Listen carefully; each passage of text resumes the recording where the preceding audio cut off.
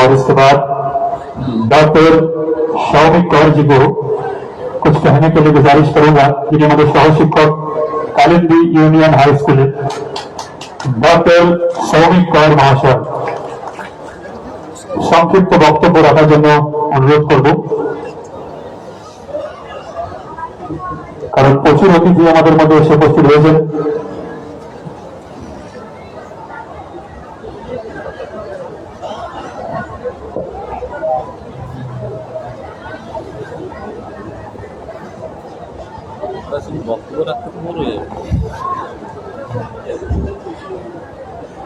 सर्वधर्म स्थापकस्तं सर्वधर्म स्वरूपकः आचार्याणां महाचार्य रामकृष्णायते नमः।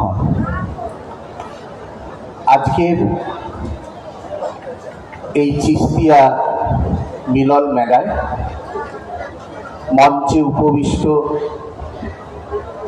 জ্ঞানীগুণী জন এবং সামনে যারা রয়েছেন, আমি সকলের উদ্দেশ্যে আমার আন্তরিক শ্রদ্ধা নিবেদন করছি এবং সর্বোপরি সদীর বাবার শ্রীচরণে আমার শতকোটি প্রণাম নিবেদন করছি এবং সঙ্গে আমার শিক্ষাগুরু শ্রী দীপক পঞ্চাধ্যায় মহোদয় আছেন, তাকেও আমার কোটি কোটি প্রণাম নিবেদন করছি। খুব সংক্ষেপে বলছি, কারণ প্রবুদ্ধানন্দজি মহারাজ খুব সুন্দরই বলেছেন, আমাদের ঠাকুর, আমিও শ্রীরামকৃষ্ণ মন্ত্রে দীক্ষিত, যে সব শেয়ালের একরা, তাই একই কথা বারবার আসবে, তাই আমরা শুনবো। বিভিন্ন ধর্মের মানুষজন এখানে আছেন, তাদের কাছ থেকে শুনবো। তাই আমার একটু অভিজ্ঞতার কথা আমি আপনাদের সাথে একটুখানি ভাগাভাগি করে নিতে চাই। প্রতীক মজুমদার বাবু এক্ষুনি জিজ্ঞাসা করছিলেন আমাকে যে এই যে মেলার নাম সার্বজনীন চিস্তিয়া মিলন মেলা, এই সার্বজনীন আর সর্বজনীন এই কথার মধ্যে কোনো পার্থক্য আছে কিনা। আমরা বাংলার শিক্ষক, এই ব্যাকরণগত দিক দিয়ে পার্থক্য আছে। সর্বজনীন কথাটার অর্থ সর্বজনের মঙ্গলের জন্য যে অনুষ্ঠান, সকলের জন্য। তাই সেদিক দিয়ে এই চিস্তিয়া মিলন মেলা সর্বজনের, সেদিক দিয়েও একদম ঠিক আছে। আর যেটা লেখা আছে সার্বজনীন, সার্বজনীন কথার অর্থ হলো সবার মধ্যে যেটা প্রাচীন বা শ্রেষ্ঠ, সেদিক দিয়েও কিন্তু সঠিক আছে যে এই তল্লাটে এই মেলায় শ্রেষ্ঠ আসন গ্রহণ করেছে। তাই এদিক দিয়ে কোনো অসুবিধে নেই। ঠাকুর শ্রীরামকৃষ্ণের মন্ত্র এই কারণে বললাম, যেহেতু তিনি সমন্বয়ের মহান আচার্য। আমাদের গীতায় বলা হয়েছে যদা যদা হি ধর্মস্য গ্লানির্ভবতি ভারত অভ্যুত্থানম অধর্মস্য তদাত্মানম সৃজাম্যহম পরিত্রাণায় সাধূনাম বিনাশায় চ দুষ্কৃতাম ধর্ম সংস্থাপনার্থায় সম্ভবামি যুগে যুগে। যে যখন ধর্মে ধর্মে গ্লানি উৎপত্তি হয়, তখন ভগবান শ্রীকৃষ্ণ বলছেন তার প্রিয়তম ছাত্রকে, ফেভারিট ছাত্র অর্জুনকে, যে আমি সেখানে নিজেকে আত্মানম সৃজাম্যহম, আমি সেখানে নিজেকে সৃষ্টি করি। কেন সৃষ্টি হয়ে কি করি? পরিত্রাণায় সাধূনাম, সাধু ব্যক্তিদের আমি পরিত্রাণ করি, বিনাশায় চ দুষ্কৃতাম, আর যারা দুষ্কৃতকারী তাদের বিনাশ করি। এই করে ধর্মের পুনঃসংস্থাপন করি। ভারতবর্ষ দেবভূমি, দেবতাদের অবতারদের পরম বাঞ্ছিত পীঠস্থান হচ্ছে আমাদের ভারতবর্ষ।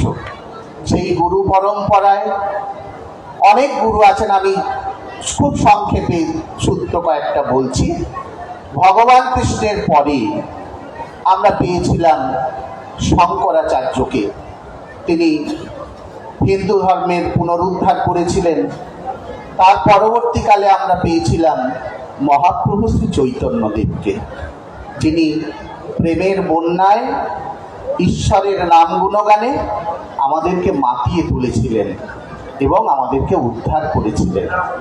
তারপরে পরে আমরা পেয়েছি ঠাকুর শ্রীরামকৃষ্ণদেবকে, এবং শ্রীরামকৃষ্ণের পরে তার বিখ্যাত সহচর, বিখ্যাত ছাত্র স্বামী বিবেকানন্দ, যিনি ভারতবর্ষকে বিশ্ব ইতিহাসে একটি নির্দিষ্ট জায়গা তৈরি করে দিয়েছিলেন।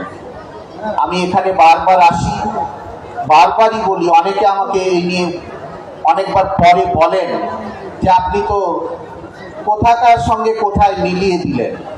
ওই যে সব শেয়ালের একরা, আমরা যেহেতু খুব উচ্চতায় উঠে গেছি তা নয়, যেহেতু একটু গভীরভাবে পড়াশোনা করি, তাই আমি একথা আবারও বলবো, বারবার প্রতিবাদ থাকা সত্ত্বেও বলবো, বিবেকানন্দের পরে অনেকে এসেছেন, কিন্তু সত্যি কথা বলতে মানবতার বাণী সেইভাবে কিন্তু কেউ প্রচার করেননি।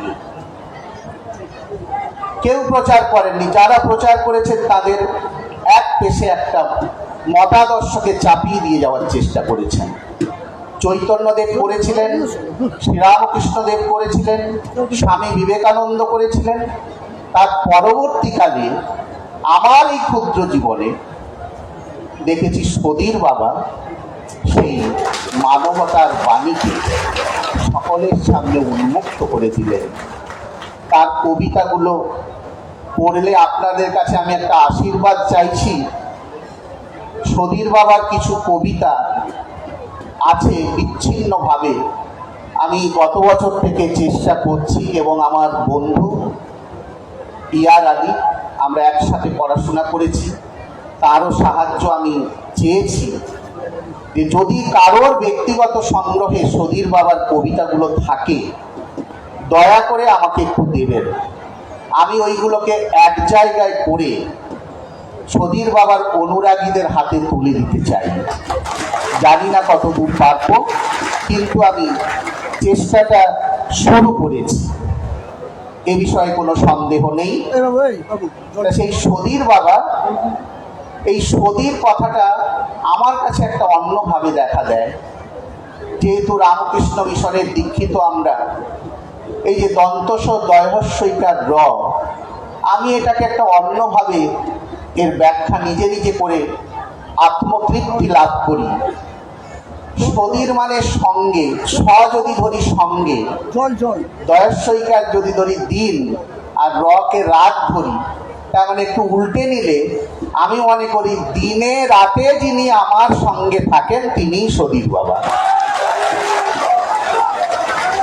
এবারে এই কথা হয়তো কালকেও আমাকে কেউ আবার রাস্তায় বলতে পারে যে আপনি কি একটু বেশি বলে ফেললেন নাকি। আমি আবার উত্তর দেব যে না, বেশি বলিনি, শাস্ত্রের কথাই বলেছি। আমি কয়েকদিন আগে প্রস্তুতি সভায় একবার এসেছিলাম, হনুমানের কথা বলছিলাম যে আমাদের হনুমানের মতো হতে হবে। কেমন? একবার হনুমানকে জিজ্ঞাসা করা হয়েছিল যে আচ্ছা হনুমান কিন্তু ওই রকম লেজ মোড়া মুখ কালো, ওইটাকে হনুমান ভাববেন না, হনুমান কিন্তু একটা জাতি, এবং হনুমান অত্যন্ত পণ্ডিত, খুব জ্ঞানী মানুষকে।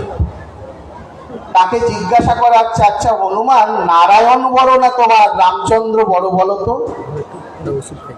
সুন্দর উত্তর দিয়েছিলেন হনুমান যে শ্রীনাথে শ্রী জানকী নাথে অভেদ পরমাত্মনি। বলে পরমার্থ তত্ত্বের দিক থেকে আমি মনে করি শ্রীনাথ অর্থাৎ নারায়ণ এবং শ্রী জানকীনাথ রাম অভেদ, কোনো পার্থক্য নেই, কোনো ভিন্নতা নেই। তার পরের লাইনটা শুনলে চমকে উঠবেন, তথাপি মম সর্বস্ব শ্রীরাম কমল লোচন, যে তবুও আমার কাছে শ্রীরামচন্দ্র শ্রেষ্ঠ। কেন না তিনি আমার গুরু। তাই আমরা যে যার ধর্মমতে থাকবো। প্রবুদ্ধানন্দজি একদম আমার মনের কথা বলছিলেন। স্বামীজি বলছেন যে আমার ছাত্র পর্বেজ আমাকে বরণ করেছে। আমি বলছিলাম ছাত্র, পর্বেজ মনে করতে পারবে, পর্বেজ আমার কাছে পড়তে যেত আমার বাড়িতে, একই খাটে শুয়েছে, বসেছে, খেয়েছে। জিজ্ঞেস করুন, এখানেই আছে। কত মুসলিম ছাত্র আমি ইফতারে খেতে গেছি, যাই এখনো, কালকে খেয়েছি, কিন্তু ওদেরকে একটা কথাই বলতাম যে পারভেজ ভালো মুসলমান হও। আমি কিন্তু কোনোদিন তাকে বলিনি যে ধর মুসলমান ধর্ম ভালো না, তুই ছেড়ে দিয়ে হিন্দু হয়ে যাবে। স্বামীজিও বলতেন যে তুমি ভালো হিন্দু হও, ভালো মুসলমান হও। স্বামীজিকে কেউ এসে বলতেন যে স্বামীজি একটু আশীর্বাদ করুন আমার ছেলে যেন মানুষ হয়। আরে ও মানুষ তো আছে, বলুন আমার ছেলে যেন দেবতা হয়। বলে আমাদের মধ্যে দেবত্ব লুকিয়ে আছে, সেই দেবত্ব গুরুদেব জাগিয়ে দেন। সেই গুরুদেব কৃপা করে এসেছেন। ভাবুন তো, গুরু কৃপা না থাকলে এই মন্দারমণি বিখ্যাত ছিল এককালে। কিসের জন্য বিখ্যাত ছিল? শুকটি মাছের গন্ধের জন্য, কেয়া গাছের জঙ্গলের জন্য, বালিয়ারিয়ার জন্য বিখ্যাত ছিল। জনমানুষ কেউ আসতো না, বছরে একবার আসতো স্নান করতে, স্নান যাত্রার সময়। তারপরে একটু বিখ্যাত হলো আনাজ ব্যবসায়, তারপরে বিখ্যাত হলো হোটেল ব্যবসায়, এখন বিখ্যাত হয়ে গেছে একটা তীর্থস্থান হিসেবে, সদীর বাবার গুরুআশ্রম হিসেবে। এগুলো হচ্ছে গুরু কৃপা। এই গুরু কৃপা আমাদের মধ্যে যেমন আছে তেমন থাকুক, তার আশীর্বাদ আমাদের মধ্যে ঝরে পড়ুক। আমরা যে যার ধর্মে আছি থাকি, আমরা ভালো মানুষ হওয়ার চেষ্টা করি। শ্রীরামকৃষ্ণের কথায় স্বামীজিকে একবার বলছেন যে নরেন তুই কি চাস রে? বিবেকানন্দ ভাবছেন শ্রীরামকৃষ্ণ যেহেতু ওই ঠাকুর দেবতা নিয়ে থাকেন, তাই ওই ধরনের একটা কথা বলে দিলে বোধহয় ঠাকুর খুব খুশি হয়ে আমাকে আশীর্বাদ করে দেবেন। বলছেন ঠাকুর আমি সর্বদা সুখদেবের মতো ধ্যানে নিমগ্ন হয়ে থাকতে চাই। ঘটনা ঘটল উল্টো। শ্রীরামকৃষ্ণ তাকে গালাগাল করলেন, তিরস্কার করলেন। ছি ছি ছি নরেন, আমি মনে করেছিলাম তুই একটা বটবৃক্ষের মতো হবি, সেই বটবৃক্ষের ছায়ায় একদম শেকড় থেকে ডগা পর্যন্ত কত প্রাণী বসবাস করে তাদের শ্রান্তি ক্লান্তি জুড়িয়ে নেবে। আমি মনে করেছিলাম তুই একটা অগ্নিপিণ্ডের মতো হবি, সংসারের তাপদগ্ধ মানুষ সেই আগুনে এসে তাদের তাপ পাপকে পুড়ে খাঁটি সোনা করে নিয়ে যাবে। আর তুই কিনা নিজেরটাই চাস, চোখ বন্ধ করে বসে থাকবি, পাশের বাড়ির কি হচ্ছে দেখবি না। নরেন্দ্রনাথ তখন কাঁপছেন যে অনন্ত করুণাময় ঠাকুর, কি চাইতে কি চেয়ে ফেলেছি, তোমারই ইচ্ছা করো হে পূর্ণ আমারও জীবনও মাঝে। তখনই ঠাকুর তাকে এই কথাটাই বলেছিলেন যে মানুষ তৈরি কর। প্রশ্ন উঠল যে আমরা মানুষ নয়? ঠাকুর শ্রীরামকৃষ্ণ পুঁথিগত দিক দিয়ে মূর্খ ছিলেন ঠিকই, একদম সুন্দর ব্যাখ্যা দিলেন যে মান হুঁশ, মান সম্মান সম্পর্কে যার হুঁশ বা চেতনা থাকবে সেই হবে প্রকৃত মানুষ। তার আমাদের সত্যিকারে আজকে পৃথিবীর দিকে তাকিয়ে দেখুন কি ঘটনাগুলো ঘটছে আমাদের ভারতবর্ষে কিনা সারা বিশ্বে। সত্যি আমাদের মান সম্মান সম্পর্কে চেতনা নেই। এই চেতনা ফিরে পেতে আমাদের গুরু পদাশ্রিত হতেই হবে। গুরু ছাড়া গডলেস এডুকেশন ইজ ইম্পসিবল। বিএডে এটা শেখানো হয়, গডলেস এডুকেশন ইজ ইম্পসিবল। ব্রহ্মানন্দজি বলছেন যে চুরি করতে গেলেও তার গুরু লাগে। যে চোর হতে চায় তার চুরি শিখতে গেলেও তার গুরু লাগে। বলে তুমি একটা মানুষ হবে, উচ্চে উঠবে, অনেক উপরে উঠবে, তার জন্য গুরু লাগবে না? অবশ্যই লাগবে। যাক, বক্তব্য দীর্ঘায়িত করব না। আমাদের বক্তারা সত্যিকারে খুব সুন্দর বলেছেন। ভালোভাবে পড়ুন। সদীর বাবার এই বইটা আমাকে পারভেজি দিয়েছিল, এটাও আপনারা পড়ুন। অপূর্ব সম্পদ এই বইটা। আমি যখন তখন খুলে পড়ি, সত্যি বলছি, যখন তখন খুলে পড়ি।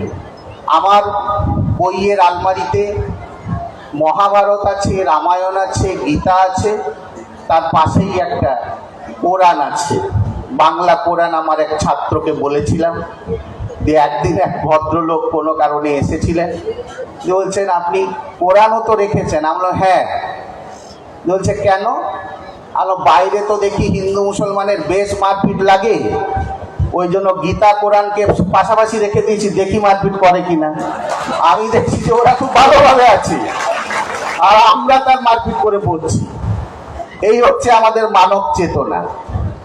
তাই পড়তে হলে খালি পড়লে হবে না, নিখুঁতভাবে পড়তে হবে। ওই কয়েকদিন আগে সোশ্যাল মিডিয়ায় দেখছিলাম, সামাজিক মাধ্যমে, বিবেকানন্দ নাকি বলেছেন গীতা টিতা পড়তে হবে না, শুধু ফুটবল খেলো। মূর্খ, নির্বোধ, অজ্ঞানী, অন্ধের হস্তি দর্শনের মতো পড়েছে দিয়ে বলে দিচ্ছে। বিবেকানন্দ কখন বলেছেন যে গীতার যে মহিমা, গীতার যে বল, ওটা অন্তরে ধারণ করতে গেলে একটা শক্তপোক্ত হৃদয়ের দরকার হয়। সেই শক্তপোক্ত হৃদয় তৈরি করার জন্য আগে ফুটবল খেলো, তারপরে গীতা পড়বে, তখন গীতাটা আরো ভালো করে বুঝতে পারবে। একবার একজন বলছে, আমি কোরআনে দেখছি লেখা আছে মদ খেয়ে কোরআন পড়ো না। কেউ একটা দেখে নিয়েছে কোরআন পড়ো না, তো বলছে কোরআনেই লেখা আছে কোরআন পড়তে না, কি পড়বো বলুন তো?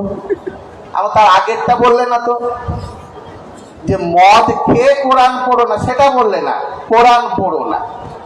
ওই রকম অন্ধের হস্তি দর্শনের মতো পড়লে হবে না। গুরুকে জানতে হলে তার পদাশ্রিত হতেই হবে, অবশ্যই হতে হবে, না হলে আমাদের অন্ধকার কোনো কারণেই দূরীকরণ হবে না। অনেকে তো বলেন যে আমাদের বাবা মা গুরু, অন্য কেন গুরু ধরবো? মুখে তো বলেন, বাবা মাকে উঠে সকালবেলা প্রণাম করেন, গুরুর মতো ধূপ ধুনা দিয়ে পুজো করেন, সেটা তো করেন না। বাবা মা গুরু, আমি গুরু ধরবো কেন? আর বুড়ি মাটা যখন বলে যে বাবারে আমার খুব পান শেষ হয়ে গেছে, করবো তো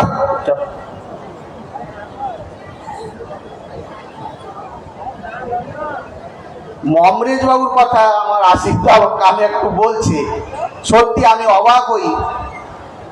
মমরেজ বাবুর শিক্ষা দীক্ষা অনেকেই জানেন পুঁথিগত দিক দিয়ে খুব বেশি নয়, মানে আপনাদের থেকে অনেক অনেক অনেক অনেক কম, অনেক কম। কিন্তু গুরু কৃপায় তিনি আজকে কোথায় দেখুন, গুরু কৃপায় তিনি আজকে কোথায় দেখুন। এবং আমি আর আমার মাস্টার মশাই দীপক পঞ্চাধ্যায় বাবু একবার মমরেজ বাবুর সাথে আনন্দপুর অনেকবারই গেছি। এই করোনার জন্য 2-1 বছর যাওয়া হয়নি। এই গাড়িতে যেতে যেতে আনন্দপুর কখনো কখনো দেখেছি যে গীতা টিতা থেকে মমরেজ বাবু এক একটা শ্লোকের এত সুন্দর, তার মতো করে এত সুন্দর করে ব্যাখ্যা করে দিচ্ছেন, সত্যি অবাক লাগছে, সত্যি অবাক লাগছে। তখনই বুঝতে হয় যে গুরু কৃপা কাকে বলে। গুরুর প্রতি ভক্তি থাকলে হবে। সমুদ্র আছে না, মনে পড়ে যাচ্ছে, আমি শেষ করব। একজন বিভীষণ দাঁড়িয়ে আছে সমুদ্রের পাশে, আরো একজন দাঁড়িয়ে আছে সমুদ্রের ওপারে যাবে বলে। বিভীষণ বলছে, আরে ভাই যাবে কোথায়? না নৌকা খুঁজছি, ওপারে যাব। বলছে কোনো নৌকা লাগবে না, আমি তোমাকে একটা পুরিয়া দিচ্ছি, থামো। যে একটা কাগজে কি টুকটুক করে লিখে দিলেন, বলে এটা হাতে মুঠো করে চলে যাও, হেঁটে হেঁটে চলে যাবে সমুদ্রের ওপর দিয়ে। কিন্তু খুলে দেখবে না, খুলে দেখলেই ডুবে মরবে। লোকটা ধরে সুন্দর চলে যাচ্ছিল, একটু সংশয় সন্দেহ অবিশ্বাস দানা বাঁধলো। বলে দেখি তো বিভীষণ কি এমন লিখে দিল, যার ক্ষমতায় আমি জলের উপর দিয়ে হেঁটে চলে যাচ্ছি। দিয়ে খুলে দেখে বিভীষণ লিখে দিয়েছে শ্রীরাম ও রাম ও রাম। তো ছাড়ি রাম নামের এত জোর, ব্যাস ডুবে পড়ল। অবিশ্বাস, তাই বিশ্বাস না রাখলে হবে না। আমি একটা সদীর বাবা প্রত্যেক বছরই বলি, একটা কবিতা কয়েকটা লাইন বলে আমি শেষ করছি। মহিমা বলে একটা তার সুন্দর কবিতা আছে। সাগর নদীতে মরু পর্বতে দেখেছি তোমায় প্রভু, চাঁদের আলোকে রবির কিরণে পেয়েছি তোমায় তবু। গির্জাতে নয়, মসজিদে নয়, মন্দিরে নয় ঘেরা, যেখানে তোমায় খোঁজ করা যায় সেখানে তোমার ডেরা। তুমি হিন্দুও নও, মুসলিমও নও, নেই কোনো জাতে তুমি, আজান বাণীতে শাঁখের ধ্বনিতে তোমারে তো প্রভু নমি। ঈশ্বর তুমি, আল্লাহ তুমি, নররূপে নারায়ণ, নিরাকারে তুমি, সাকারেতে তুমি, মায়ারূপী ভগবান। কখনো বা ঈশা, কখনো বা মূষা, কখনো খলিল নামে, প্রভু নারায়ণ প্রভু মহাদেব হয়ে এসেছ মর্তধামে।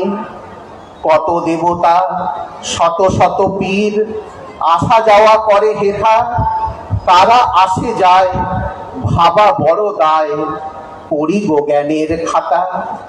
পৃথিবীর বুকে এলো মোহাম্মদ আরশের সেই জ্যোতি, নিরাকার ছেড়ে দেহরূপ ধরে প্রেমের খেলাতে মাতি। তোমার মহিমা বোঝা যে কঠিন, ওগো প্রভু দয়াময়, নানা সাজ করে আজ বিশ্ব জুড়ে সদীর দেখেছে তাই। কবিতার একটাই অর্থ লাইনে বলছি, মন না রাঙায়ে বসন রাঙায়ে কি ভুল করেছ যোগী। গেরুয়া পরে নিয়েছ, মনটা গেরুয়া হয়নি, ত্যাগের মহিমায় উজ্জ্বল হয়নি। চৈত্র মাস চলছে, শিবের মাস, পরশুদিন পয়লা বৈশাখ, নববর্ষের শুভ নববর্ষের সকলকে প্রণাম শুভেচ্ছা অভিনন্দন জানাচ্ছি। শিবের একটি মন্ত্র দিয়ে শেষ করছি। ওই মন্ত্রটাকেই আমি সদীর বাবার উদ্দেশ্যে লাগাচ্ছি আর কি। খুব একটা সুন্দর মন্ত্র আছে।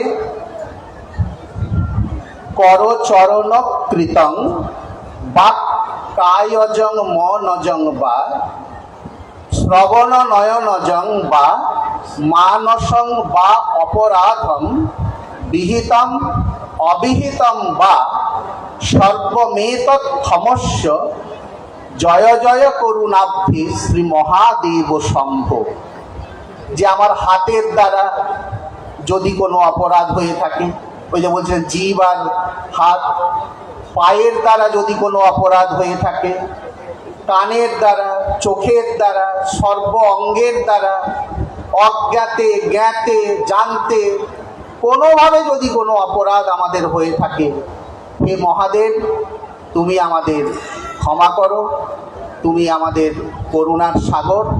আমি ওই মন্ত্রটাকেই একটু ঘুরিয়ে নিয়ে সকলের হয়ে সদীর বাবার শ্রীচরণে প্রার্থনা জানাচ্ছি, হে প্রভু আমরা তোমার অধম মূর্খ সন্তান, অজ্ঞানী আমরা, তাই আমাদের দ্বারা কৃত সব রকমের অপরাধ ক্ষমা করে এই মেলা কমিটিকে, মমলেজ বাবুদের, ইয়ার বাবুদের পরিবারকে আমাদেরকে আশীর্বাদ করো, যেন তোমার প্রতিষ্ঠিত এই মিলন মেলা যুগে যুগান্তরে কালে কালান্তরে অগ্রসর হয়ে এক নতুন আলোর ঠিকানায় উত্তীর্ণ হতে পারে। নমস্কার।